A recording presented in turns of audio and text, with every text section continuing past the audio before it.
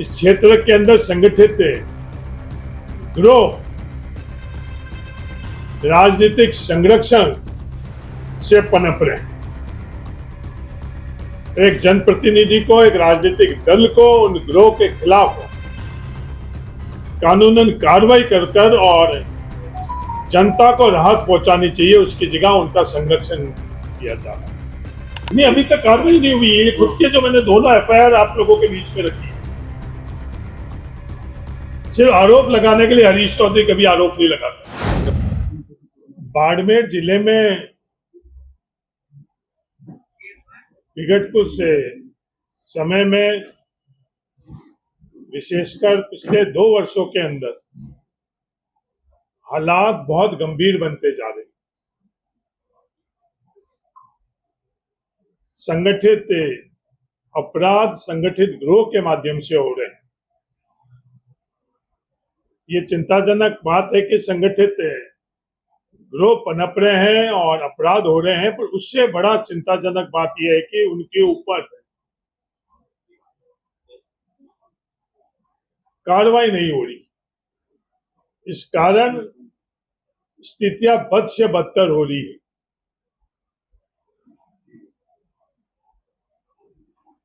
मैं आप प्रेस के मित्रों के माध्यम से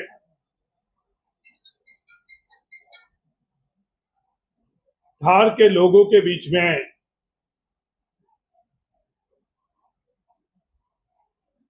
जो हो रहा है वो रखना चाहता हूं और आप पर छोड़ता हूं। आप सच्चाई जानकर और निर्णय लेना कौन सही और कौन गलत। पिछले दिनों उन्हीं लोगों ने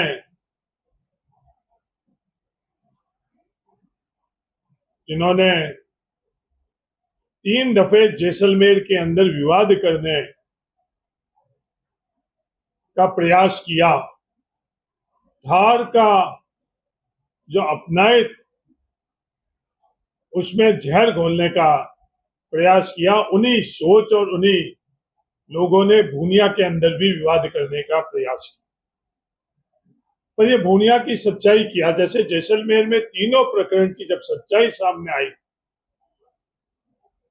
तो इन लोगों के पास कोई भी जवाब नहीं। तो मैं आपके माध्यम से भूनिया की सच्चाई धार के लोगों के बीच में रखना चाहता हूं कि आखिर में ये भूनिया में जो तथाकथित इन लोगों ने विवाद करने का प्रयास किया, वो विवाद की सच्चाई क्या है।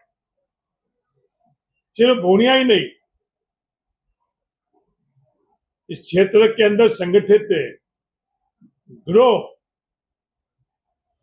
राजनीतिक संरक्षण से पनप रहे हैं। एक जनप्रतिनिधि को, एक राजनीतिक दल को उन गिरोह के खिलाफ कानूनन कार्रवाई कर और जनता को राहत पहुंचानी चाहिए, उसकी जगह उनका संरक्षण किया जा रहा है। भूनिया गांव के अंदर जिसे घटना की कभी हम लोग कल्पना ही नहीं कर सकते, थार में इस तरह का वाक्य शायद ही सुनने को मिला होगा। उस तरह का वाक्य पिछले कुछ दिनों के अंदर भूनिया गांव में हो रहा था। इस तरह के घटनाएं इस क्षेत्र में, इस इलाके में बहुत को हो रही है, पर एक परिवार ने हिम्मत जुटाकर और पुलिस में केस दर्ज किया। एफआईआर संख्या 36 28/3/2026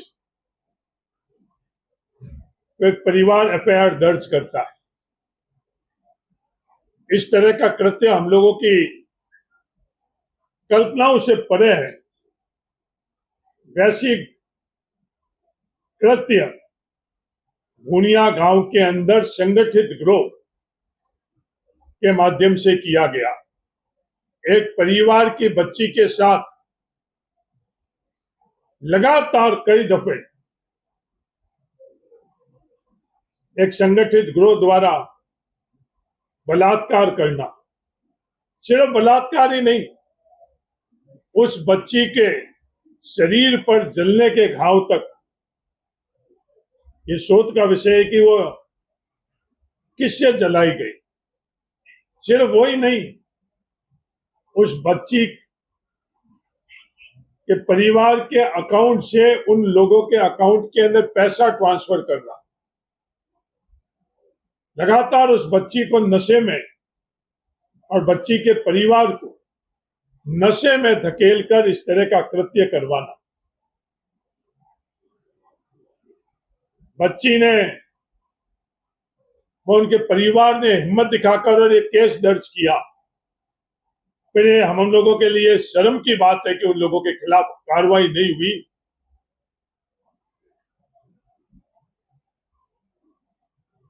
सिर्फ 2 लोगों को ही गिरफ्तार किया गया।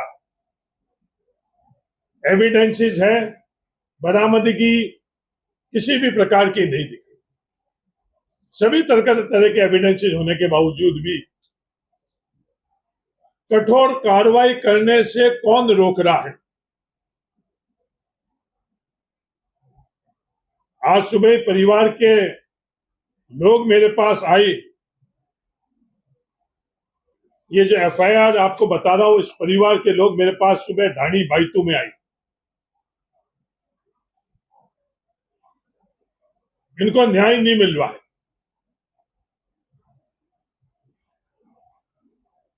भूनिया केस, और यही लोग इस एफआईआर के अंदर जो मुलजिम है,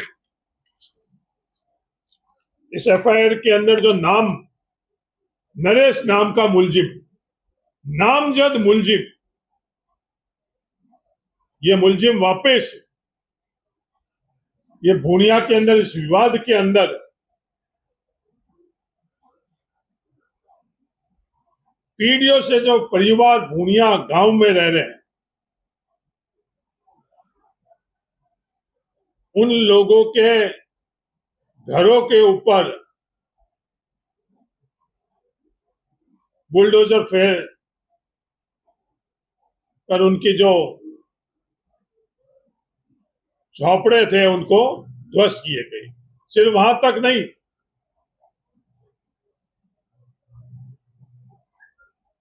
मस्जिद की दीवार भी तोड़ी गई, दरवाजा भी तोड़ा गया।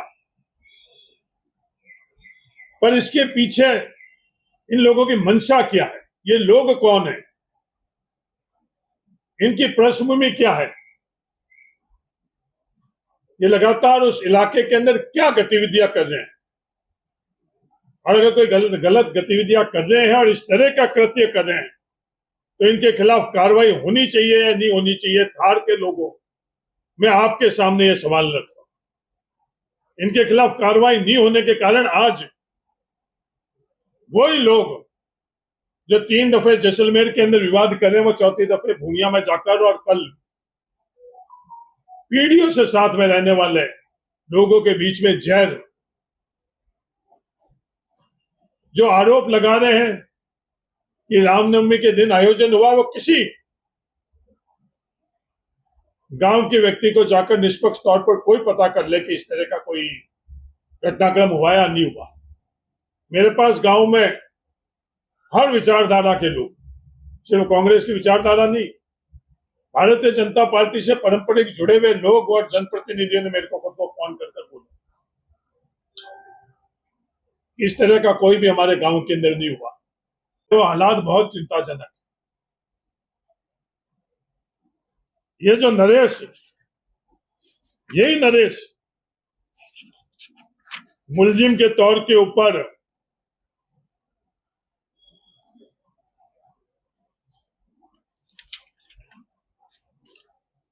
जब ये भूनिया का घटनाक्रम घटित हुआ, इसके अंदर दर्ज यही लोग, वो लोग जो वो संगठित तौर पर अपराध कर रहे थे, वो इनका आपस के अंदर सीधा जो जुड़ा हुआ है, ये अपने आप ही दिखाता है। बाकी कौन लोग हैं, ये शोध का विषय है। निष्पक्ष तौर पर तफ्तीश हुई और एक भय का वातावरण उस इलाके के अंदर पैदा करने की कोशिश की जा रही है, वो किसी भी सूरत में हम लोग होने नहीं देंगे। तो पीढ़ियों से थार की अपनायत है, उसकी रक्षा करने के लिए हमें जो कुछ भी करना पड़ेगा हम लोग करेंगे, और थार के लोग भी कर रहे हैं। इस संबंध में किसी पुलिस अधिकारियों से या प्रशासन से बात हुई आपकी? मेरे दोनों घटनाओं के संदर्भ में, जो पहले की घटना थी उस घटना के संदर्भ में भी उच्च अधिकारियों से बात हुई, एसपी लेवल, और उसके ऊपर अब उन लोगों के ट्रांसफर हो गई है।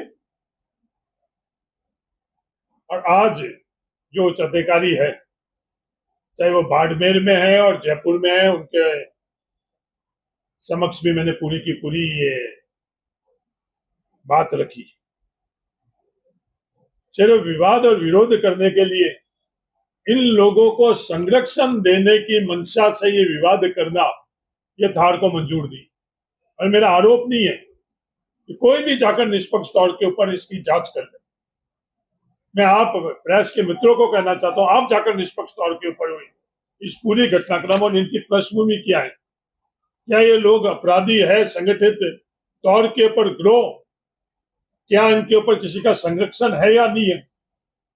और एक गरीब परिवार, हम लोगों के यहाँ के साधारण परिवार जो ढाणियों में रह रहे हैं, उन परिवारों के साथ अगर इस तरह की चीज होगी तो हमारा भविष्य क्या रहेगा।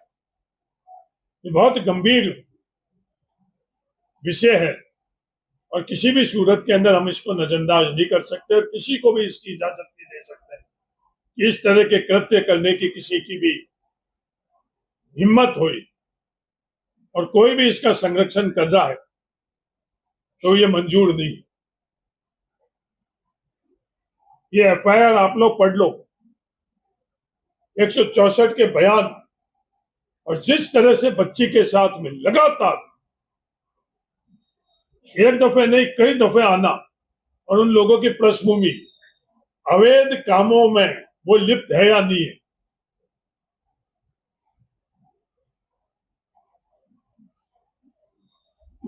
उसके बावजूद भी सिर्फ 2 अपराधियों को गिरफ्तार करना और बाकी के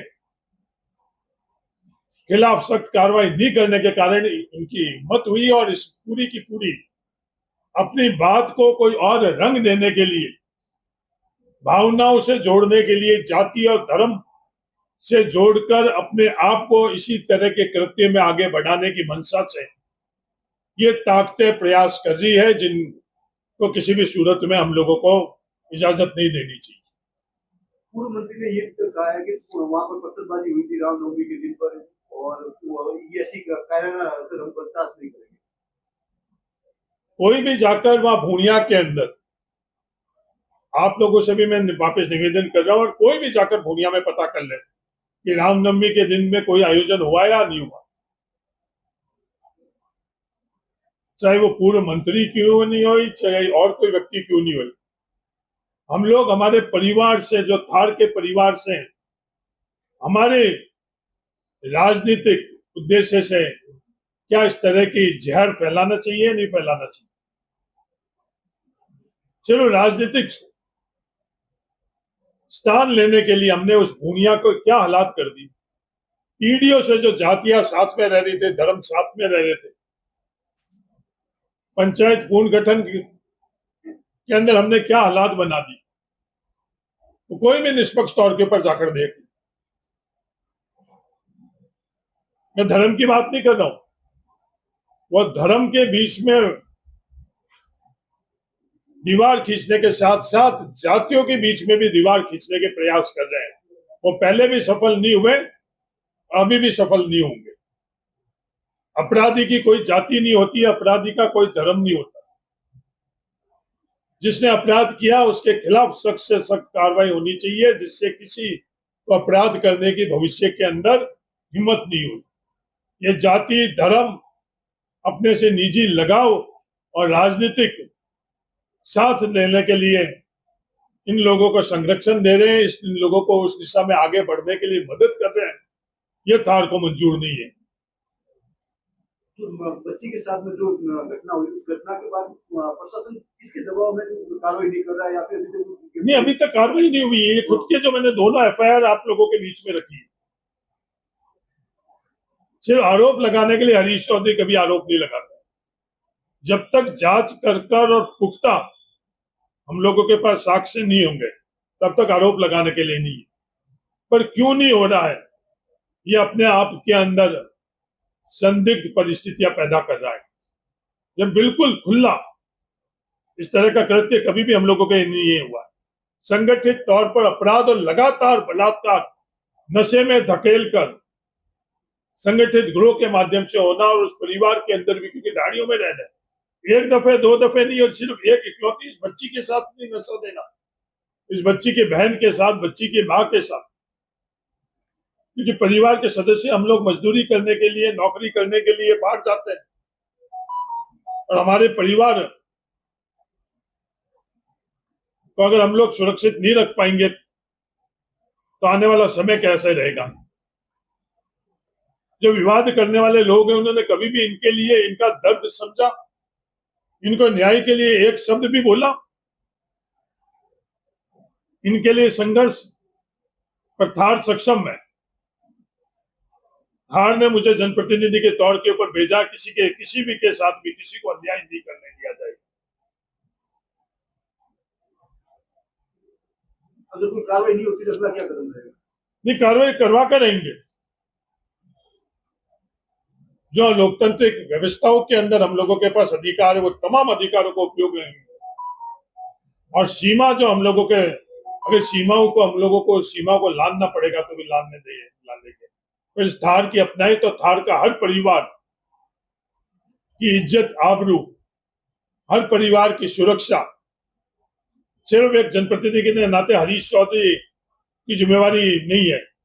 ये जिम्मेवारी आप पत्रकार के नाते भी, आप भी इस थार परिवार के सदस्य हो, सिर्फ आपकी नहीं है, थार परिवार के हर सदस्य की। ये सिर्फ शुरुआत नहीं है, कुछ कदम हम लोग आगे बढ़ चुके हैं इस गलत दिशा के अंदर। अगर अब हम लोग नहीं रोकेंगे और अब इन ताकतों को, जिनकी जड़ें पिछले 2 वर्षों में लग चुकी, इन जड़ों को हम लोग उखाड़ कर नहीं फेंकेंगे तो आने वाले समय में हम लोगों के लिए समय ठीक नहीं रहेगा। ये मैं बताना आपके माध्यम से चाहता हूं।